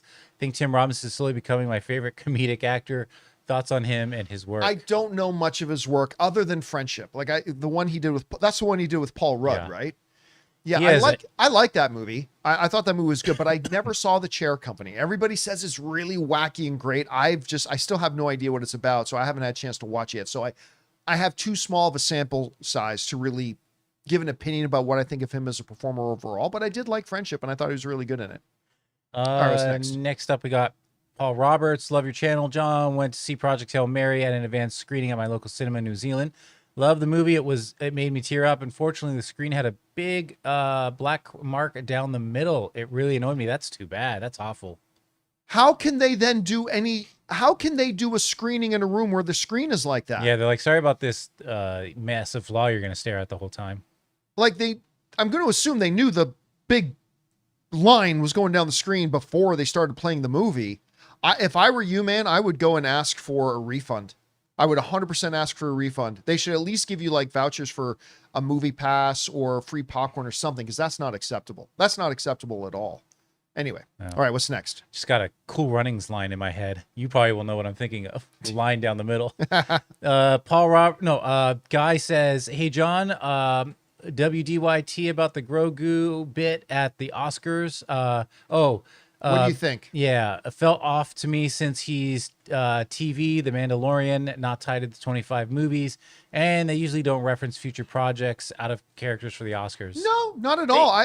They've done many things, whether it's presenters who are going to be in big upcoming movies or stuff like that. That is not out of pace for them to do things that kind of highlight an upcoming movie without specifically highlighting the upcoming movie. I thought the Baby Grogu thing was perfectly good. I'm not super excited about the movie, but I thought that little bit at the Oscars was perfectly good. And everybody who was in my house seemed to think it was cute. So, yeah, there's that. All right, what's next? Austin Fernandez says 1 of 3, but I think it's 1 of 2. "Hi, John. The other day when discussing the tie at the Oscars, I heard you say I don't know how a tie happens in a preferential ballot system. I saw your video explaining that the nominations were done via preferential ballot. Also, another random question to Jonathan, but is there a story behind the username Sonic if you want it?" Yeah, that just came from my music review days before I got into more like the movie and TV side. I thought you were just a big fan of their burgers. Yeah, no, it's just like I was thinking like Sonic sound music. Okay. Yeah, so I used to go to it's funny. Out of all these years, I've never even thought to ask you what the meaning behind Sonic If You Want It meant. Yeah, I used to go to a lot of concerts and live events. And I mean, I think in 2006, I counted the amount of concerts, and 50% of my nights of that year were at a concert. So, and by the way, it looked like that was meant to be 1 of 3. It looks like one of the parts of the message didn't come through, and unless it only was 2. But yeah, I mean, one of the really cool things that we did, one of my favorite things we ever did when I was at Complex and Collider Video was we produced an editorial video that I think the best one on the internet about how the Oscar voting works. And Ken Knapsack hosted the video and did the narration for it. And we had a terrific production team that did all the visuals for it. And it was truly, really, really great. It was a really, really great one. So if you ever want to understand how the Oscar voting system works, and look up Collider Video Oscar voting, you should come across it. It was done, I don't know, 7 years ago now? Something like that. But it was really well done. Ken did a great job hosting that one too. So I really like that video a lot. All right, We what's got next? Wayne who says, "Hey John, love the Dune 3 trailer. I do think Denis will make changes, but I think he will keep the fate of the characters the same. I only say this because of the recent event. He said Dune Messiah is his favorite of the Dune books. Can't wait either way." Doesn't matter. I don't think it matters that's his favorite book, because you can say it's your favorite book but still understand for it to translate to the screen it might need changes. Look, you may absolutely be right. I'm not suggesting that you're not right, but there are several things even in the trailer that you can tell they made changes from the book of Dune Messiah. And I think it's also telling that they're not calling this movie Dune Messiah. They're just calling it Dune Part 3. Like, Dune Part 1 and Dune Part 2 made sense because they were two parts of one book, right? The first two movies were based on one book. And the fact that they didn't call this Dune Messiah, I think is a little acknowledgement. Could be wrong, could be totally wrong. But I think it's a little acknowledgement that they are going to be breaking with the movie or with the book quite a bit. How much, we'll see. I hope it's a lot because I'm actually not a fan of that book, but we'll see. All right, what's next? We got one of two is from Bravado. Says, "Hey, I truly love you guys. As Battlestar Galactica is the greatest show of all time, I needed to show it to my partners, so I was so nervous, as it can sometimes be so anxiety producing to share the best thing with someone in hopes they will connect." Goes on to say, "Bottom line is she has good taste and loves it. We're in the middle of the season 4 and have one to reveal. The philosophical compunctions, the narrative truths, the dialogue, the pain and joy. Can't wait for her to get to Earth. Who is your favorite and least favorite?" Yeah, it's the great. It is my all-time number one. The Ronald D. Moore version of Battlestar Galactica is, I think, the greatest show ever made. You don't have to agree, but just for me, it's just the best show ever. My favorite character in it, pretty obvious. It's Adama. I just love that character, not just because of who he is as a commander / admiral, but his relationship with his son and Lee, and the evolution of the character, the evolution of his relationship with the president, and all that kind of stuff through it all. And even how his character ends, you know, when you get to the end of the series, where we leave off with him, I thought was just poetic and beautiful and perfect. Yeah. My least favorite character, man, that's a tough one. I think it might be, now he's supposed to be unlikable because he's supposed to be a bad guy, but I don't even think he worked that great as a bad guy. It was the character, I'm forgetting, why am I freezing on the name of the actor? The actor who played Adama's son in the original battle, Richard Hatch, that was his name. And he's the terrorist. No, he's a politician. Oh. He's a politician in the new, and kind of becomes for a very short period of time, the new president of the colonies. Oh, okay. I forget the name of the character though.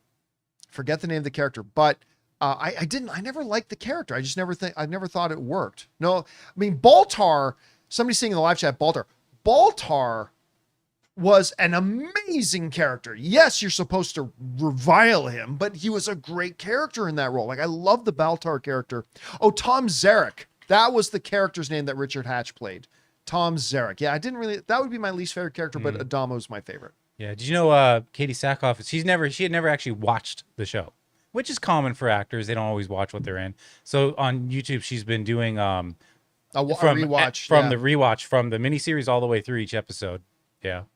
We got Jackson, who said, $20 tip. Thank you so much. Let me scroll down. Hey John, they say success is the greatest revenge. You live, well, LA adjacent, but you live in... Yeah, I don't quite live. I mean, I used to live in Burbank, so that's LA. LA, yeah. But for a number of years now, I live just outside of LA in a town called Riverside, a little bit outside of LA, but close enough. Yeah.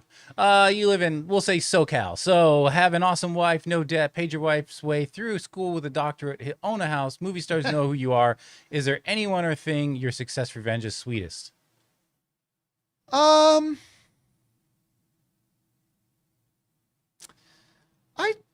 I don't know. I mean, look, I'll mention two things. One thing is, like, ever since my days running the movie blog, which is how I got started in all this, From there all the way through Collider, I kept a Google document, which I still have in my drive, a Google Doc. It's like a Word document, where every once in a while I would take messages sent into me, comments, whatever, that were basically proclaiming to me, I'm going to be done and finished within the next few months, or you won't even be around in a year, or your thing's going to disappear. You're going to be irrelevant. Like, and I kept a running Google Doc of those for a long time. I stopped doing it like about 5 or 6 years ago. And it was just good for me every once in a while to go back and look at those and read through those. And to number one, always remind myself that things can go wrong anytime, but also a little bit of satisfaction in that. But I will say, allow me to be petty for a moment. There is one thing that I kind of look back on and I feel particularly delicious about. So, and it's funny because one of the people involved in this is actually somebody I still consider a friend of mine. All right. And we both laugh about it. But I remember when I left Movie Talk Collider twice. I left once because Complex and Collider were violating a very clear, strict agreement we had when I started there, that we would completely separate Collider, the website, from Collider Video, and that Collider, the website, would not interfere or have any influence over what we did on the video side. Before I went to Collider, I made that perfectly clear. I put it in writing, all that kind of stuff. But the Collider.com website folks started to interfere and bud their way in a lot. And when I brought it up with Complex saying this can't be allowed to happen, they said, yeah, well, we're going to let it to happen. And then I said, fuck you, I'm leaving. Anyway, during that conversation, when I said I'm going to be leaving, one of the bosses of Complex took me to lunch and said this to me. And again, this person and I get along perfectly good today. We really do. But the person from Complex took me to lunch and said, when they were trying to convince me to stay, he decided to play the angle of, we're just going to act like it's not a big deal if you leave, sort of thing, right? And they said, let's face it, John, the viewership numbers on Movie Talk are going to be those viewership numbers whether you're here or not. I built that damn thing. I handpicked all the people who were involved. I spent years carefully building a team, pruning it when I needed to, bringing in new talent when I would, and saying to me, let's face it, the numbers of this show are going to be what they are, whether you're here or not.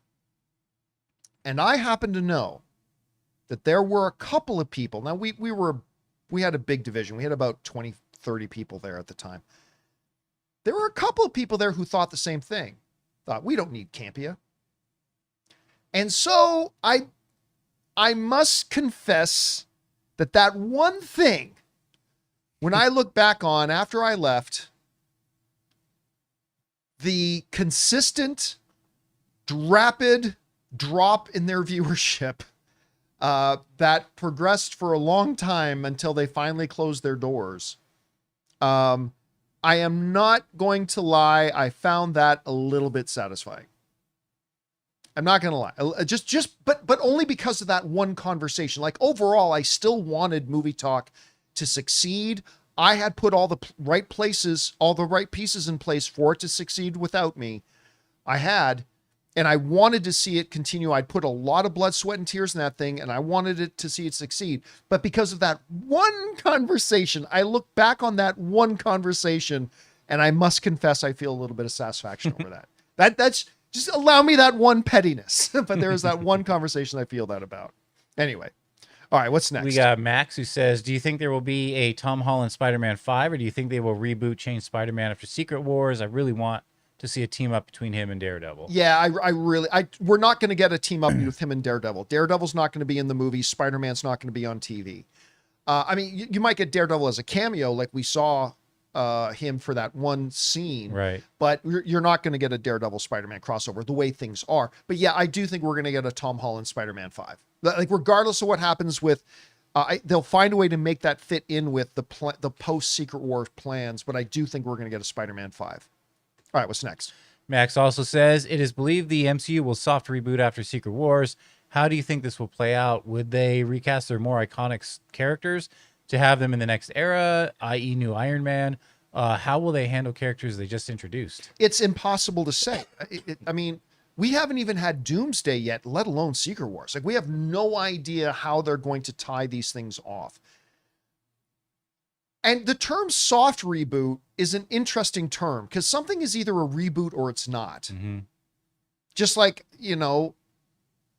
a girl's either pregnant or she's not. There's not sort of pregnant. Like, you're pregnant or you're not pregnant. So you either reboot or you don't. And so I'm not really sure what the plan is. I'll be honest with you, I really don't. Like, I've known for a long time everything that happens in Doomsday, but I have no clue what happens in Secret Wars. Like, none. Other than where it's going to start from.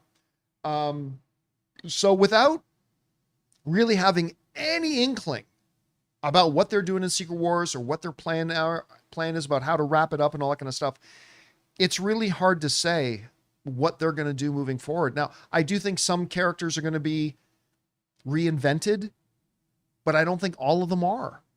We already heard, like, just recently, Chris Hemsworth mentioned that they're already talking about the future of his Thor character. Yeah. So, and I think Tom Holland is still going to be around. So we're still about a year away from being able to even theorize, I think, very much. It's a great question, but I just think we're a ways off from even theorizing about it. We got all right, what's next? Dan the Fan. Hey guys, has Dr. Campea started seeing One Piece? Did you see season 2 as a whopping 100% with 26 critic reviews? As a huge fan of the show, can't wait to hear what you think of one of my favorite pieces of media. No, she hasn't started watching One Piece season 1 yet. And I really like One Piece season 1. Surprisingly so, because I don't like the anime, but I thought the live action thing was really quite good. I haven't started watching season 2 yet. Don't get too excited about 100% on 26 reviews. Like we say with the movies, like once you get to like 50 to 100, but still with 26 reviews in, it is very encouraging to see all of them like it. So that's always a very positive thing. Yeah. All right, what's next? And then Amin says, personally, I think it makes more sense to reduce the Best Picture nominees to 8 every year. There are always a couple of films that most agree probably shouldn't have been nominated and end up having no shot. Keep Best Director at 5. I don't think it makes any sense to have the number of pictures nominated for Best Picture and the number of directors nominated for Best Director to be unequaled. I don't think that makes any sense. But here's the thing. The reason I'm good with 10 nominees is because look, the reality is there are more movies that get made today than there were in 1980. Like a lot more. And it doesn't make sense to me to just keep the number of nominees to 5. Now you can say, as you just did, well, a couple of the films nominated, people know right away have no chance to win. You're not wrong, but I would suggest to you that that's true even if you have 5 nominees. I mean, this year alone, let's say they only had 5 nominees. Everybody still knew that the only 2 films that had a chance were were Sinners and One Battle After Another. Like whether you had 5 nominees, 8 nominees, 10 nominees, still the same thing. Everybody knew it was only really 2 films that had a chance. I mean, Marty Supreme had an outside long shot chance, but everybody knew it was just coming down to those 2. And that's not going to change, again, whether you have 5 nominees, 8 nominees, or 10. So considering that there is more movie output today, I'm perfectly good. I mean, keep all the other ones at 5, other than director, but to give the honor of your film got nominated for Best Picture, I'm totally good with that being spanned at 10. I wouldn't be for 15 or anything like that, but I'm good with 10. And again, to the argument with 10, there's a bunch that don't have a chance. It's still the case with 5. So I would say I like it the way it is. All right. What's next? We got Our super chatters now. Speed Racer says, visually, John Watts was mess, so happy for a change. Totally disagree with I you. disagree 100% on that. Visually speaking, the way his films were a great representation of where our Peter Parker was. It was a brighter Peter Parker. It was a more optimistic Peter Parker. It was a Peter Parker who was like loving being Spider-Man and all that kind of stuff. And visually kind of reflected that. We're getting a visual difference in style now because Peter's in a different place. So I mean, I respect your opinion. Your opinion is no less valid than mine, but I disagree. Zach Pasta Sauce Walters, would another actor strike affect the chances of WB Paramount merger since the studios would be losing even more money? Nope, the merger's happening, guys. I mean, some weird act of God could happen, but the deal's been made. Paramount and Netflix have agreed on the deal. Now, Paramount can back out. And I think they got to pay what, a $7 billion penalty if they back out. Yeah. But I mean, it's happening. If an actor strike happens, by the way, I don't think there's an actor strike is on the table right now, but I mean, they are negotiating. It sounds like they're making progress. Writer strike, all that kind of stuff. But no, I don't think it would impact that at all. It would put Paramount in a very tedious position. One Ted Sarandos might be going like this over. Yeah. But no. Yeah, look, the Warner Brothers shareholders could turn it down, but why would they? They're getting a stupid amount of money from it. The only thing I really see possibly stopping this merger is somebody or a large group of Paramount shareholders revolt. Yeah. If that, and we've seen no signs that that's happening, but that's the only real thing here I think that has a realistic shot of stopping the deal from going through, is if a significant chunk of Paramount shareholders revolt against it. Anyway. All right, what's next? Matthew Paul says, without mentioning the leaks, why do you think Punisher is in Brand New Day, and what is his agenda? I love how Bernthal breathed new life into the character. Listen, number one, don't think for a second Punisher is going to be a major character in the movie. I think it might be that one scene and maybe one other. That's it. It might be a few more because we see him in two scenes in the trailer. There's when they're out on the street, and then there's one where they're in a room together talking. And he says, like, you're losing it, or you're losing like a kid or something like that. So I think he's more than just a cameo in it. But I think, remember, this is a Spider-Man movie. It's not Spider-Man Punisher. It's Spider-Man. So every character that appears is in service to the Spider-Man character. My guess is that with everything with Spider-Man, the evolution of his character is about the influences around him. We've had Iron Man and Captain America and Doctor Strange. I think it's going to be interesting to see that one of those other interactions he has is with somebody like Frank Castle. I don't think there's a motivation for Frank Castle in this because I don't think the story's about Frank Castle.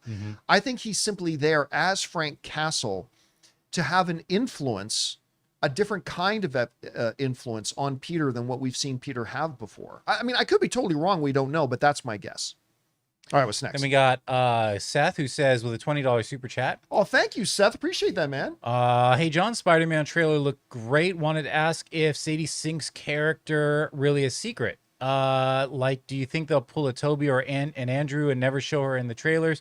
Or do you think that they will at some point? It's funny. I just asked Rob the same question, but no, they'll show her. I think they're going to save her for trailer 2 because, I mean, look, with Toby and Andrew, there were reports in a lot of the websites a year before that movie came out that Toby and Andrew have been seen on set. Toby and Andrew, like, we can report that Toby and Andrew are going to be in there.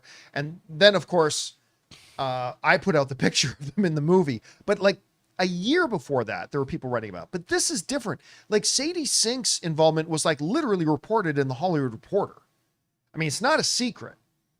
But I think Rob was right in saying that I just don't think they wanted to blow their whole load in the first one. Like, we saw Punisher, we saw Bruce, we saw Scorpion. They got to have something else new to show us in the second trailer. I think that's going to be Jean Grey.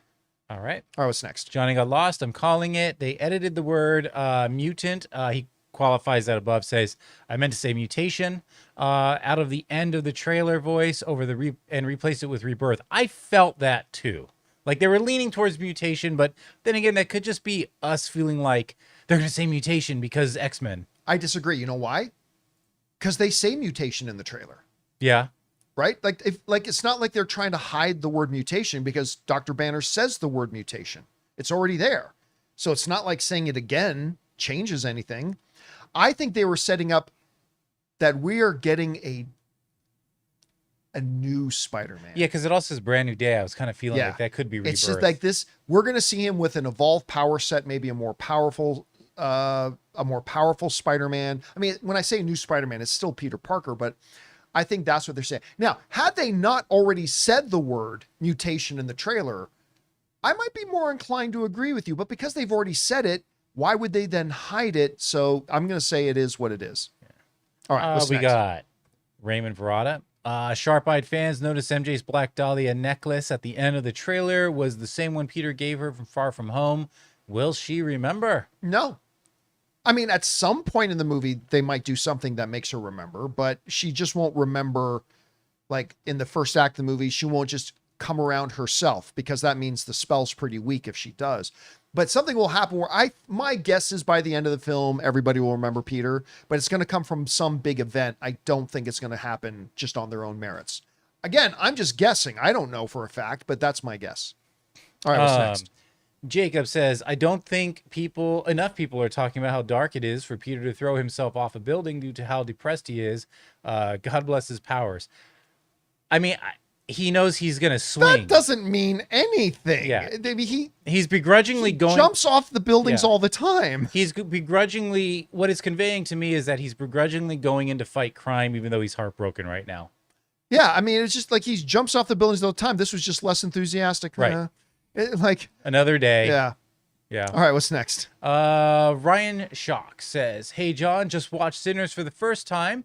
Michael B. Jordan deserved his Oscar, but Michael B. Jordan aside, my God, was Jack O'Connell beyond brilliant in this film? I'll tell you what, like it's tough because there's only 5 nominee spots and I had no qualms with any of the actors who were nominated for Best Supporting Actor at all. But if there was going to be a change, I would have had him on that list. I honestly, I don't know who I would have bumped off. I really don't.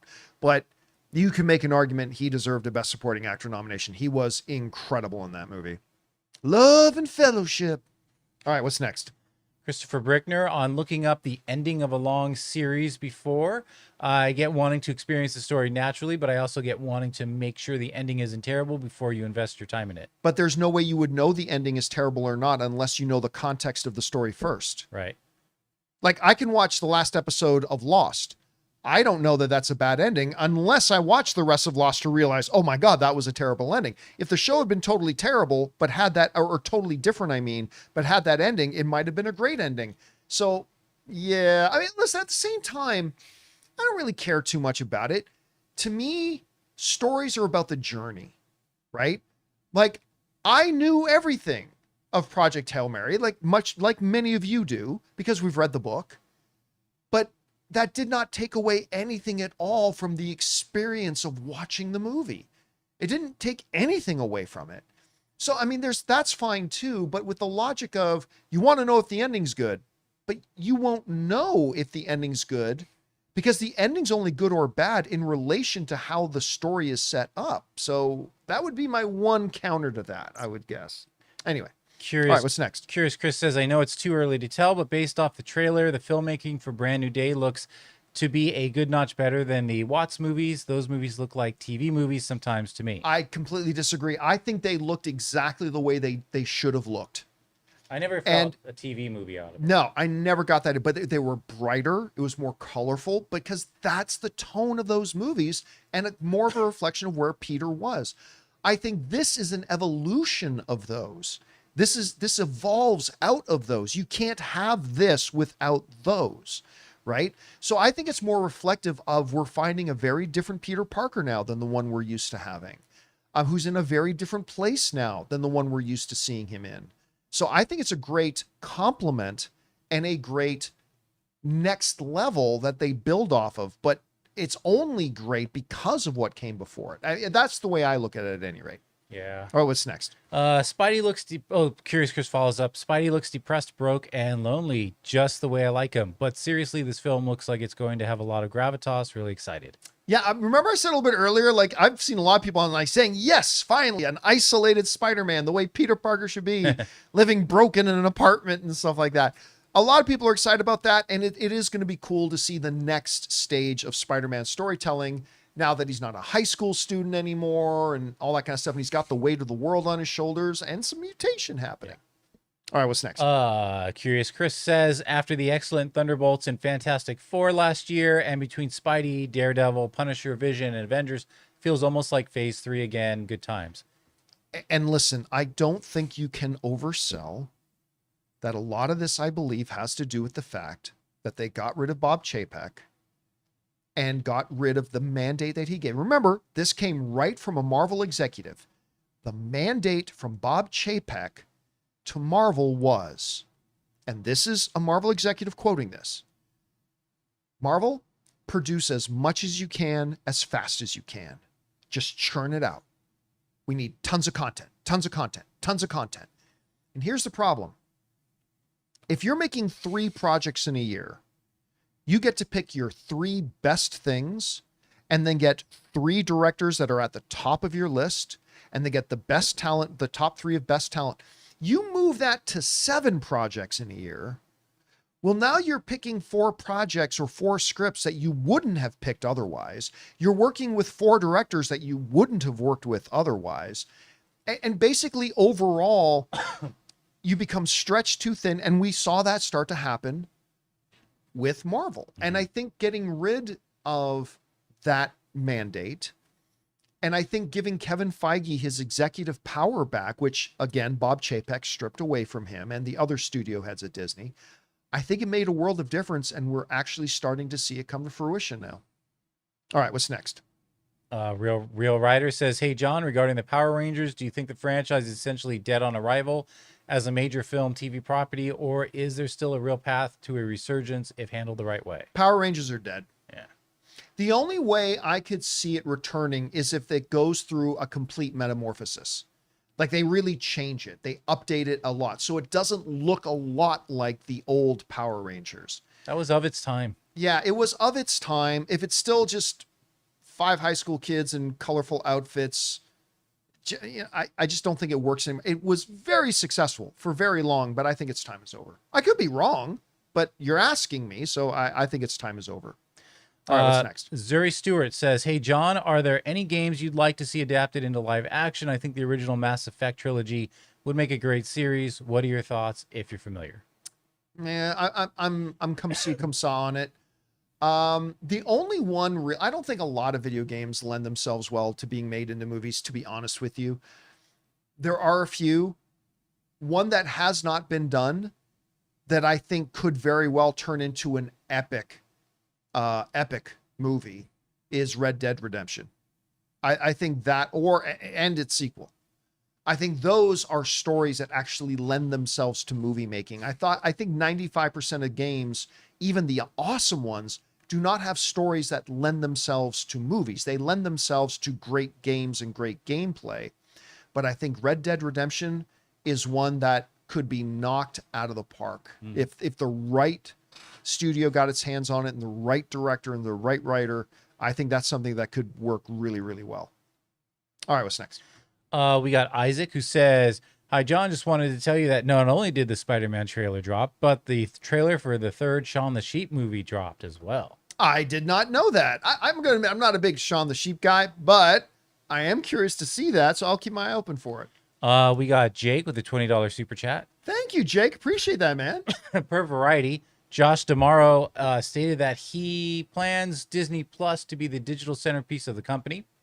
I know it's a valuable asset, but I feel like an overly intense focus on Disney Plus was one of Bob Chapek's biggest mistakes. No, there's a difference, though.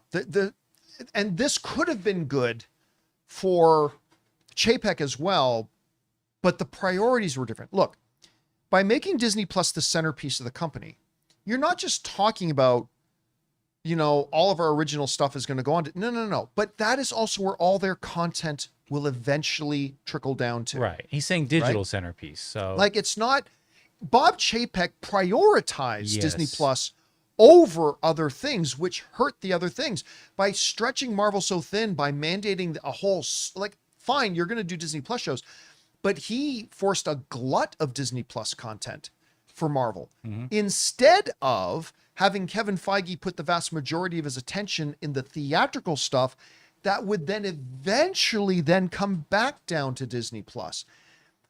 I think the new CEO's focus of Disney Plus is that Disney Plus does become the centerpiece of the entertainment brand of Disney, but not in that it becomes prioritized over the other aspects. It's just that it then becomes highlighted as the place all that content eventually comes down to live. And if they take that approach, totally can work. And absolutely. the fact of the matter is, Bob Iger would not have recommended him as a successor had he been like, "Hey, that's cool, Iger. We're going to step away from theater business and just focus on streaming a bunch of content." That wouldn't have been that. Yeah. All right. What's next? Jim, $20 super chat.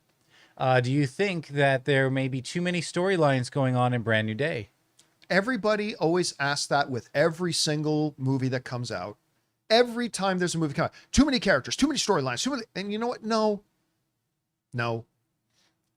First of all, we have no indication that there's anything other than one storyline in Spider-Man Brand New Day.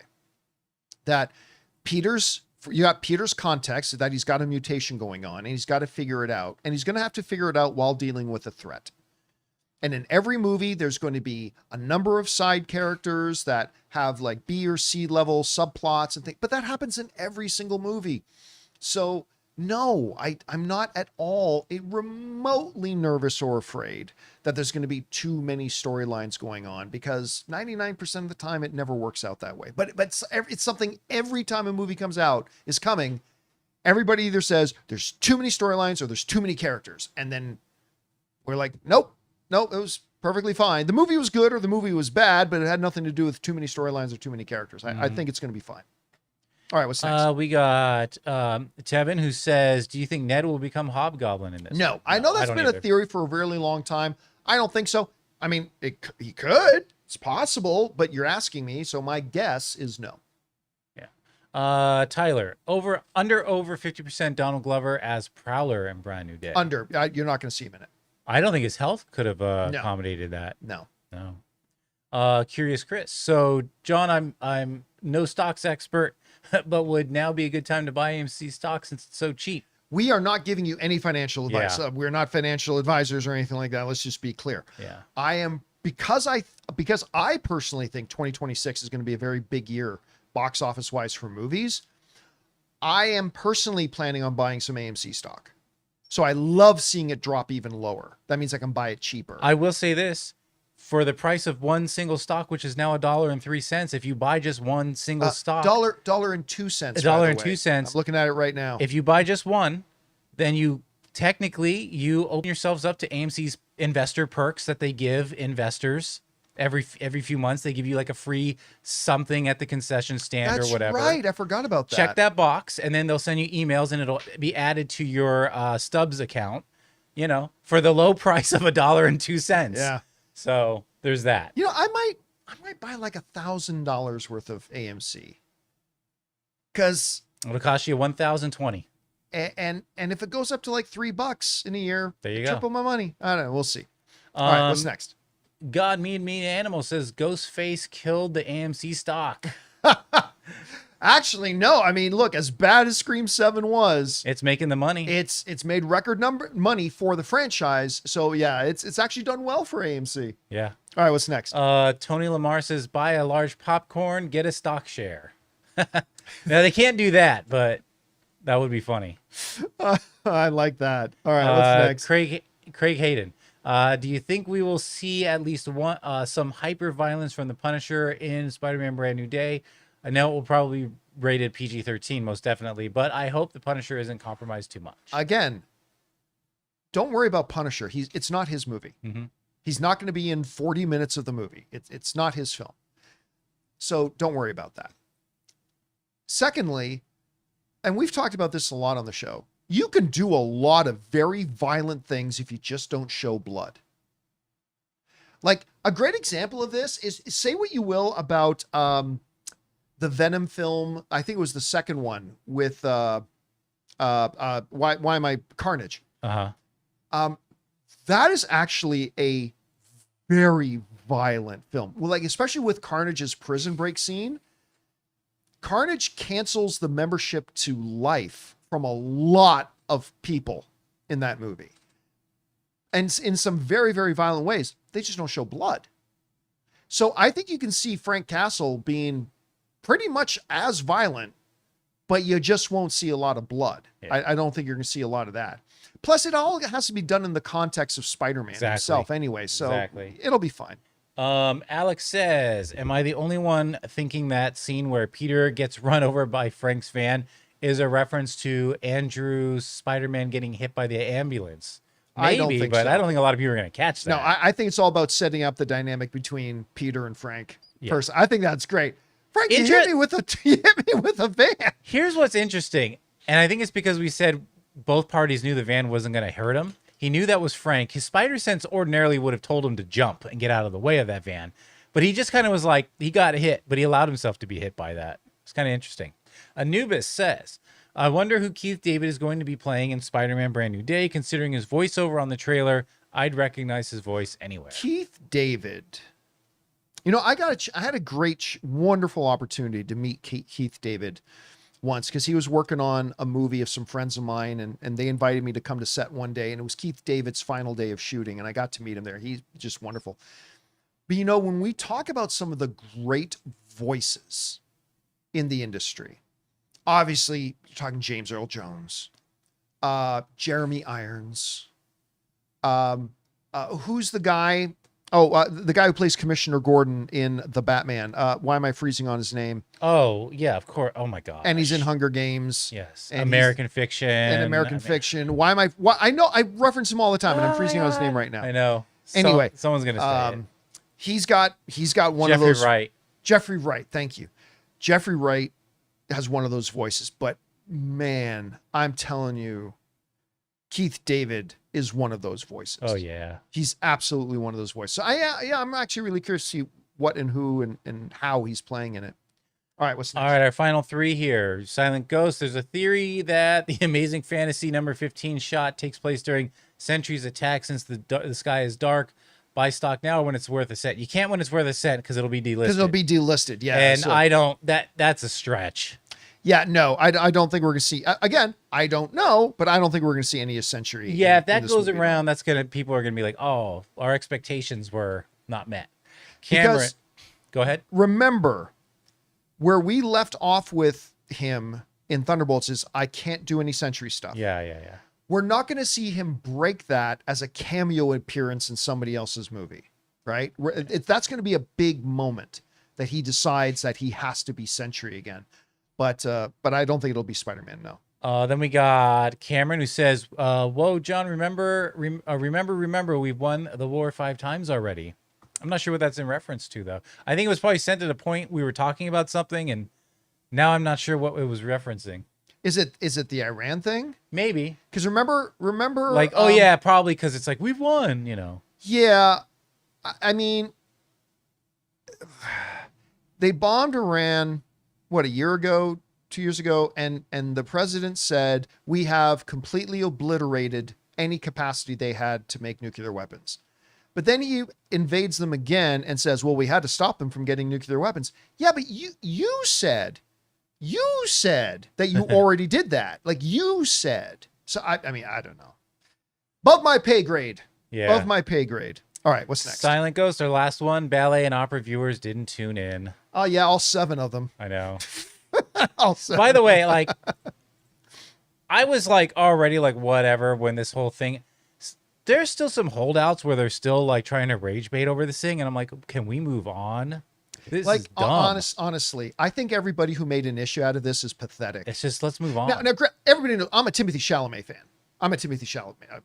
So I make no secrets about that. I am, but this is people making an issue out of seriously, the completely benign comments about opera and true comments, by the way, but completely offhand, not said to make a point, not pre-made comments.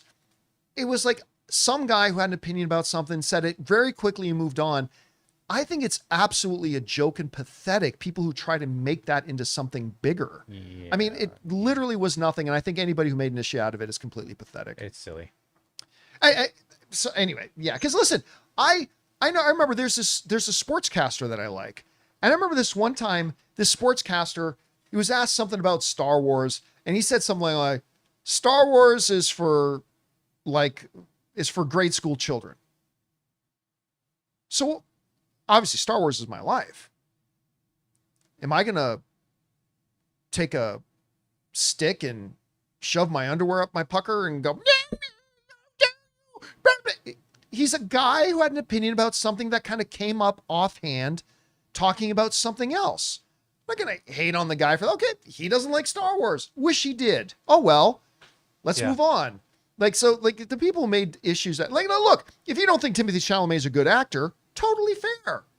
It's a subjective art form. If you don't think he's a good actor, I disagree with you, but that's totally fair. Nothing wrong with that. But everybody who made an issue out of this stupid opera ballet thing is just pathetic. And his main issue was like, it used to be part of pop culture, and now it's like there's fans of it. They sell out their performances, but it is not the masses going.